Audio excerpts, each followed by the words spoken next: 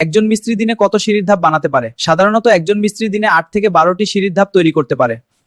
একজন মিস্ত্রি দিনে কত সিঁড়ির ধাপ বানাতে পারে? উত্তর, সাধারণত একজন মিস্ত্রি দিনে 18টি সিঁড়ির ধাপ তৈরি করতে পারে। হ্যাঁ, এটা সঠিক। দেখুন, আমরা এখানে কাজ করছি। কাজের পরিমাণ কেন পরিবর্তন হয়? কাজের পরিমাণ নির্ভর করে মিস্ত্রির দক্ষতা, আবহাওয়া, মালের সাপ্লাই এবং কাজের জটিলতার উপর। একজন মিস্ত্রি দিনে কত স্কয়ার ফুট ফর্মওয়ার্ক বা শাটারিং করতে পারে? একজন মিস্ত্রি দিনে 100 থেকে 150 বর্গ ফুট শাটারিং করতে পারে। একজন মিস্ত্রি দিনে কত স্কয়ার ফুট টাইলস বসাতে পারে? সাধারণত একজন মিস্ত্রি দিনে 7 থেকে 80 বর্গ ফুট ফ্লোর টাইলস বসাতে পারে।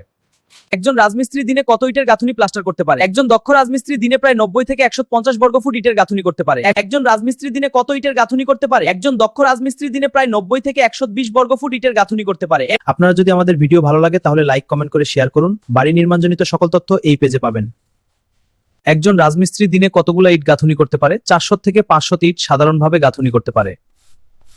বারান্দার ওয়াল 2.5 ফুট ও গ্রিলের উচ্চতা 4.5 ফিট। আপনার বাড়ির বারান্দার উচ্চতা কত দিয়েছেন কমেন্ট করে জানান ও পেজটি ফলো করুন।